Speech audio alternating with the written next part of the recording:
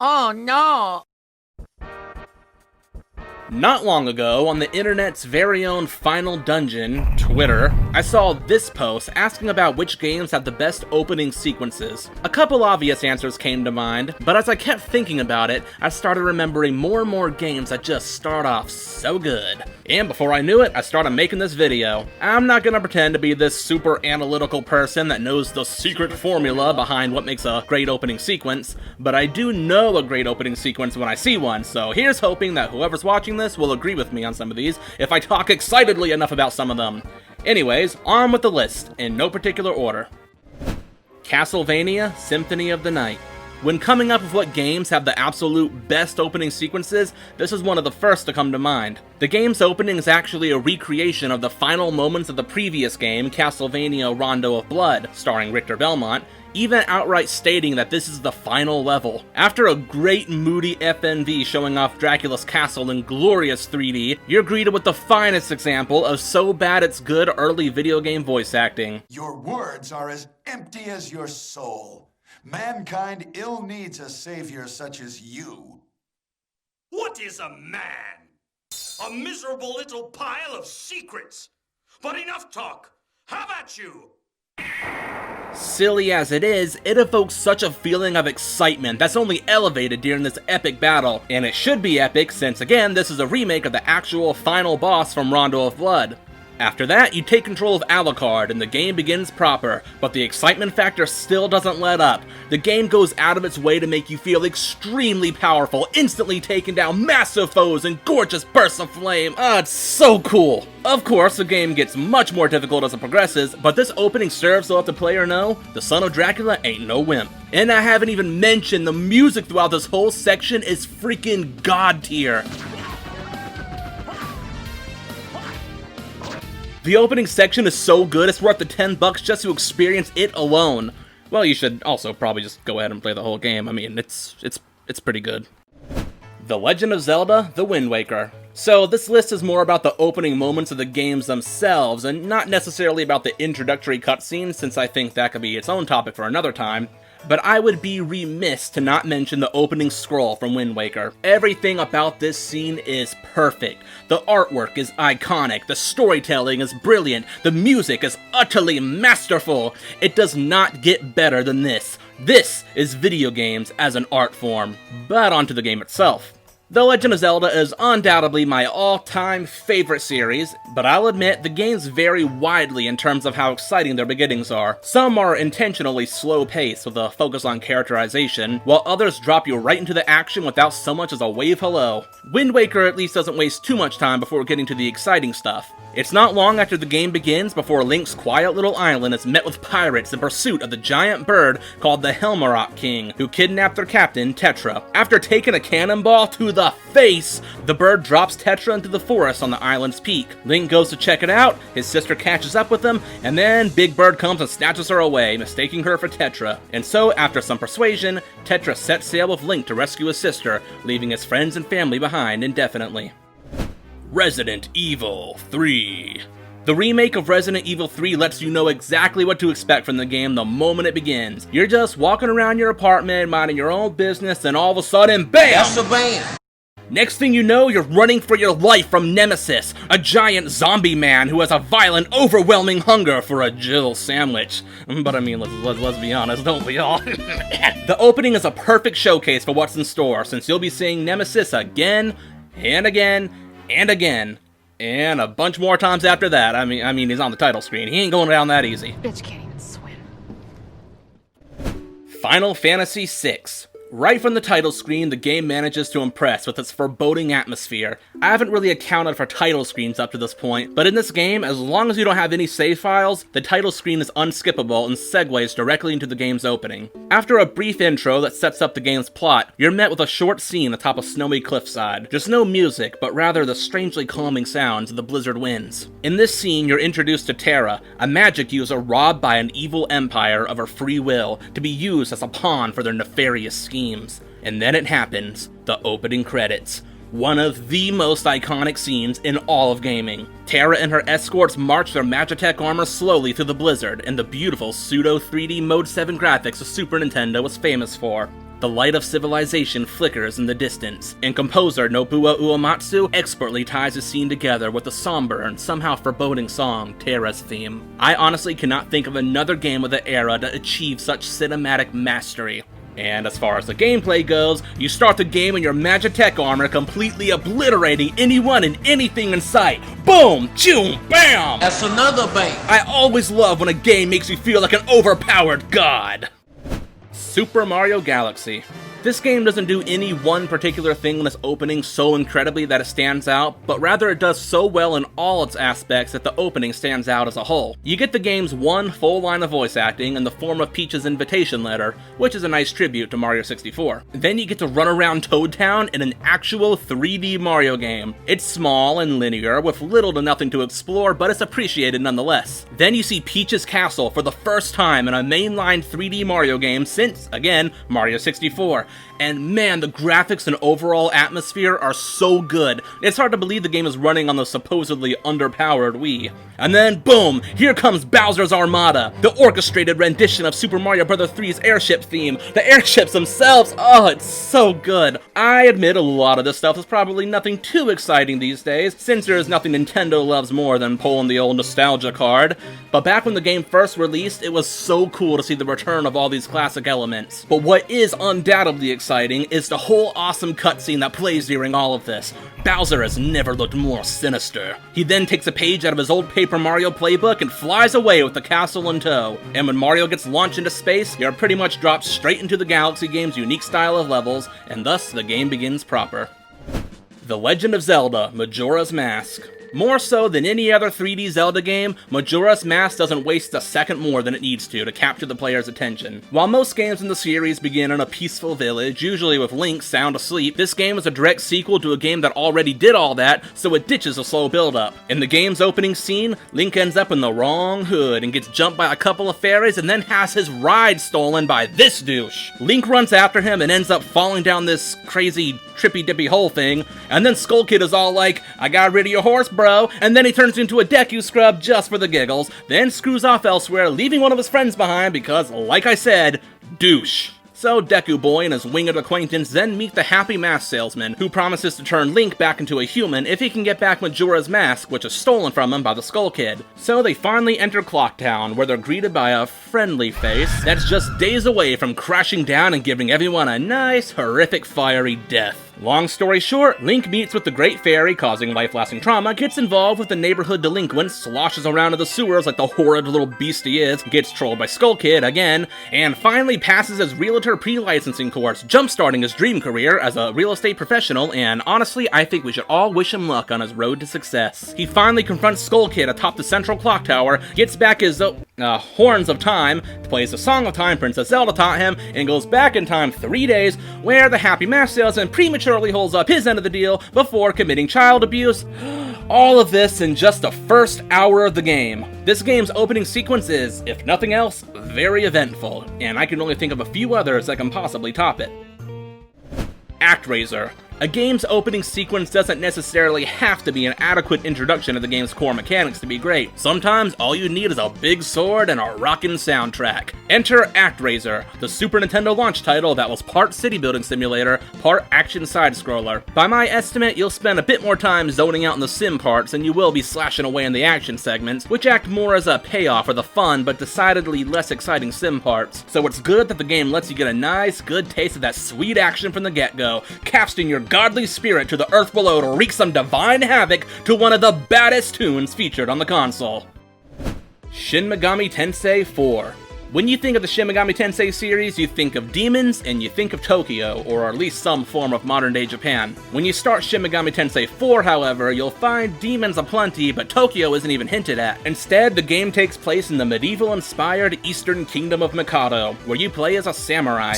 As a samurai, you're tasked with exploring the demon-infested labyrinth known as Naraku. Within the game's opening hours, you'll become fairly intimate with Naraku, since this is where the bulk of your playtime is spent, as you venture deeper and deeper into the cave's many floors, fighting strong enemies and even harder bosses. The deeper you go, the more the environment transitions from earthy catacombs to more modern man-made structures. And finally, at the very bottom, after a battle with Medusa, you and your party find yourselves looking out a window at the sprawling underground metropolis of Tokyo. Suddenly, after so many hours spent trudging along through floor after floor of the same old dungeon, occasionally stopping at a menu-based medieval kingdom to heal and whatnot, the immense payoff is that you're finally able to explore the modern city streets, subways, and buildings you expect from the series. And that is when Shin Megami Tensei 4 finally, truly begins. Of course, I know a lot of people will disagree with me about this game's opening. I've heard tons of complaints that it's unwelcoming, unintuitive, and too difficult, but I personally never felt that way. If you disagree about this and any other game on this list, then feel free to mention so in the comments. Yakuza Zero. The Yakuza series is a strange beast. It's a bipolar entity that can shift from super serious crime drama to whatever this is at the drop of a hat, and Yakuza Zero wastes no time showing nearly every color in its vast palette of absurdity. It starts off crazy cool, introducing you to Kiryu Kazuma and his seedy criminal lifestyle. Then you get to see the richly detailed game world of late 1980s Tokyo. And then, before you know it, you're beating up drunkards and singing karaoke with your crime bro. And within those first few minutes, you know exactly what kind of game you've gotten yourself into. Part beat 'em up, part minigame collection, with an open world and a rich story. Resident Evil 4. RE4 introduces you to Leon, aka the best character in the series, who has become one sassy mofo since his day in the RPD. He establishes that he's in Europe in search of the president's kidnapped daughter. After asking a friendly local if he's seen her around, everything goes downhill as he suddenly has to fend off a bunch of nada zombies. During all of this, you come across a dog caught in a trap. Choose to help him, and he'll come back to help you later in the game. Hey, it's that dog. Or you can just put him out of his misery right then and there.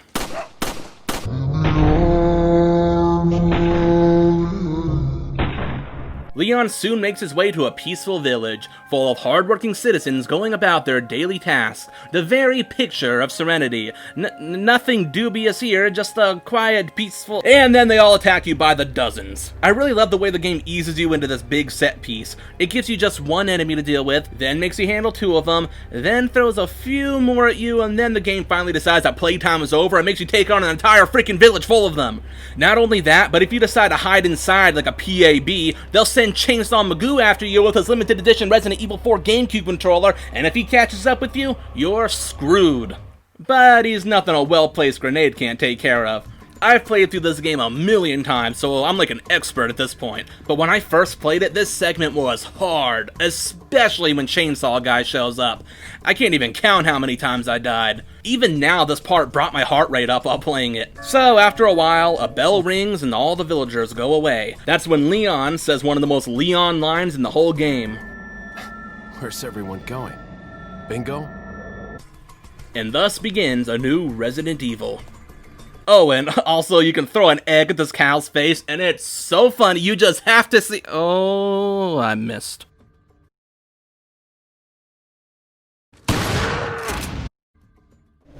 Demon's Crest. In case you didn't know, Demon's Crest is the final game in the excellent Gargoyles Quest trilogy. I didn't initially think of Demon's Crest when coming up with this list, but as I was recording footage, I ended up playing it a little bit, and, well, you see how freaking cool this title screen is?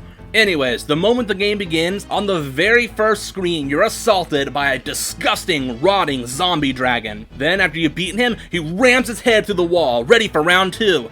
Then his head falls off his body and decomposes, and it's just so rad. It's barely even been 2 minutes since the game began, and we're already at this level of sheer bamfery. As if that's not enough, just moments later, you fight this weird harpy-looking dude who turns into a statue that you then shatter using your skull. And then there's yet another battle with another gargoyle, and after that, I don't even want to continue this game anymore. I just want to fly around this world map forever. But if you do choose to press onward, you'll find that the Crest of Earth you got for defeating the last boss allows you to change form. If this game hasn't captured your heart within the first 10 minutes of playing it, then chances are you don't have one.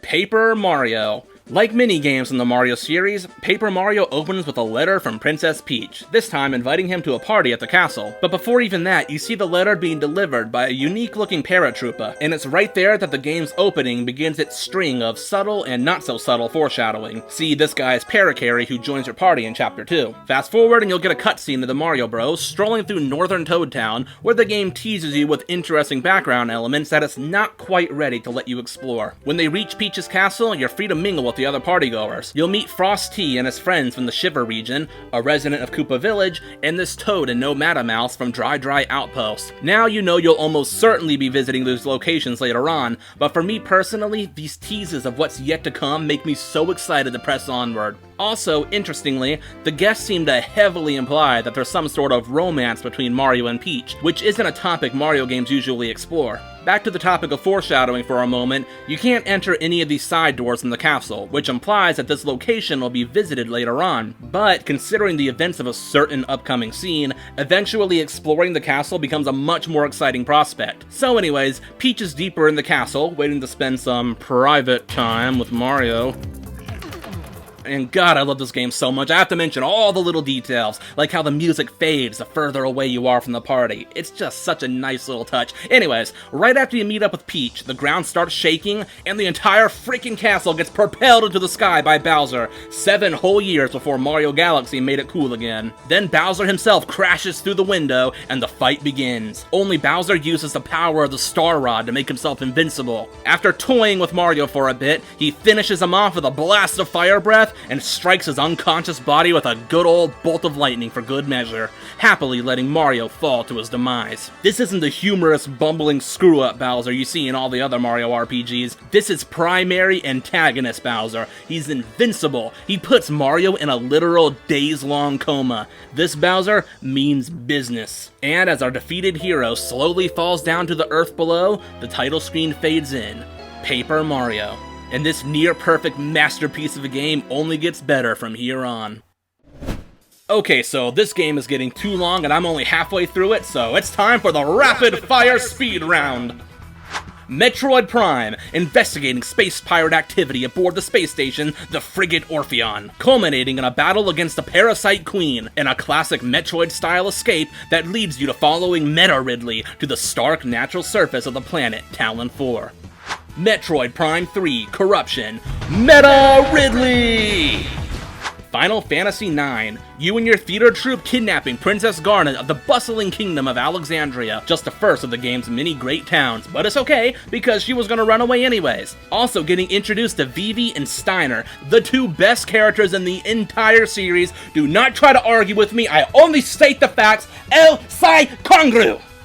The Legend of Zelda Breath of the Wild, awakening on the Great Plateau, a relatively small but nonetheless massive and varied landscape, complete with shrines, powerful enemies, and the ruins of a certain landmark familiar to fans of the series. And that moment of awe when you finally get the paraglider and get to soar away from the plateau in any direction you choose.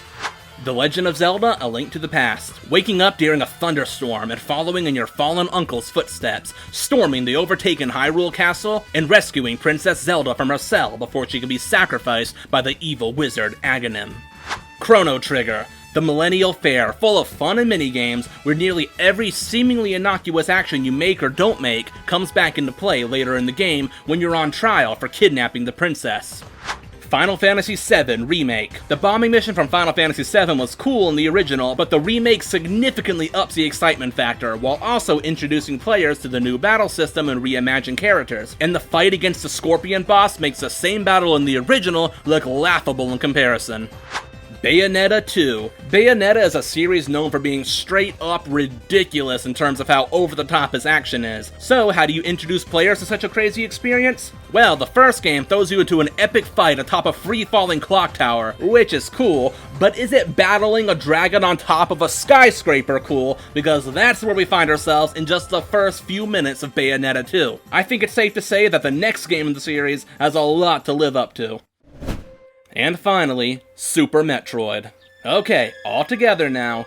The last Metroid is in captivity. The galaxy is at peace. Super Metroid may just have the best opening sequence in any video game I have ever played. In fact, it was the inspiration for this video, so I hope you don't mind if I ramble for a bit. It all begins with the title screen. Bodies scattered across the floor. The only sign of life? An infant Metroid in containment. That iconic, ominous soundtrack. If I was doing a video on best title screens, this would probably be number 1. So you start the game, and Samus relays her first-hand account of the events leading into the game's opening moments. I've heard mixed opinions about this, with some feeling that a monologue from Samus kinda goes against the principle of purely visual storytelling this game, and by extension the whole series, is known for. As for me, I'm not one of those people. It's a great recap of the events of the first 2 games, and perfect for easing newcomers, like I once was, into the world of Metroid. And perhaps just as important is its fantastic, heroic track that plays during the monologue, the theme of Samus. Okay, so in short, you learn that the baby Metroid that was spared at the end of the second game is now in captivity by Galactic Federation scientists and is being researched, as its properties could potentially be utilized for the good of humanity. All seems well until Samus gets a distress call from the lab, and so the game begins.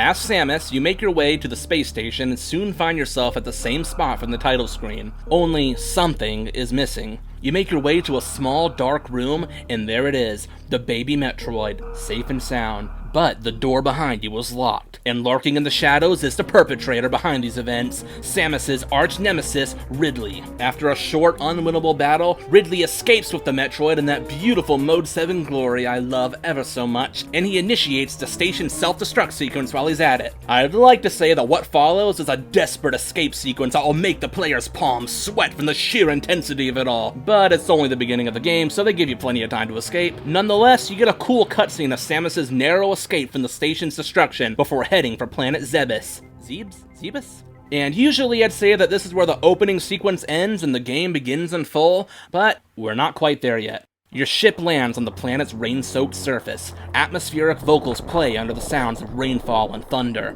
You enter the dark, quiet caverns, and only faint signs of life can be found in the form of insects that scatter whenever you draw near. You venture deeper beneath the planet's surface and end up in a long vertical shaft that should be familiar to those who finish the first game. And at the bottom, you find yourself in the very room where Samus fought Mother Brain at the end of the first Metroid. One of the most iconic images in video games, the scene where an intense battle once took place, now lies in ruin, lifeless and forgotten. And just beneath that is Brinstar, the very place where the series began. In the first game, Brinstar was backed with a triumphant, swashbuckling song, and the area was teeming with life. But here, it's quiet and empty, until this happens. And then, after finding a missile upgrade, it happens again. With nowhere else to go, you head back up and... Did you see that?